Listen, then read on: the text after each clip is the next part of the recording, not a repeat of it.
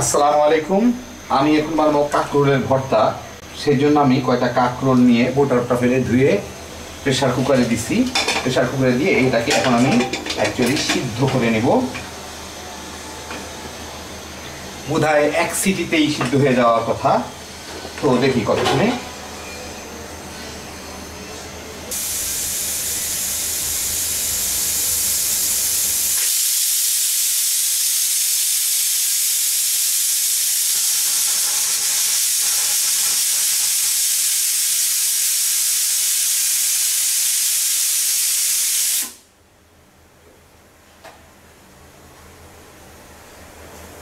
একদম মাঝারি থেকে হালকা জালের উপরে একটা সিটি বাজলেই আমি চুলাটাকে বন্ধ করে দিব।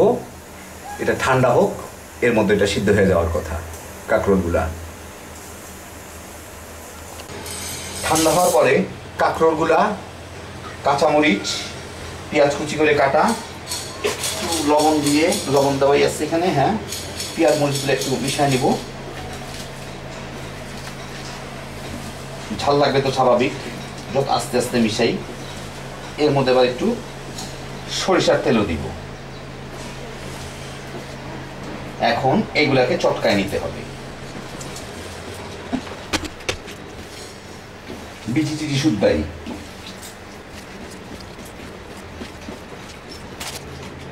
আরেকটা জিনিস হবে, চটকায় নেওয়ার সময় এই যে বিচির খোলসের মধ্যে থেকে আসল বিচিগুলা বাইর হয়ে যাবে, এই যে এরকম, এগুলাকে ফেলে দিতে হবে। কারণ এর বিচি কম, কিন্তু ওই খোলসটা থাকে দেখে বিচি অনেকগুলো থাকবে। দেখা যাবে এই শক্ত শক্ত বিচি যেগুলোই পাওয়া যাবে সেগুলোকেই ফেলে দিতে হবে। কারণ বিচির উপরে যে দেখেন খোলস আছে, খোলসটাই অনেক মাংসল, কিন্তু বিচিগুলা কিন্তু খুব ছোট। সেই জন্য যতটুকু এই যে ছোটো বিচিটুকু পাওয়া যাবে ফেলে দিতে হবে, খোলসটা রেখে দিতে হবে। চটকাইলে কতক্ষণ এগুলো ঠিক হয়ে যাবে। রান আগে ভালোভাবে চটকায় নিয়ে যে সব বিচিগুলো আলাদা হয়ে যাবে এরকমভাবে।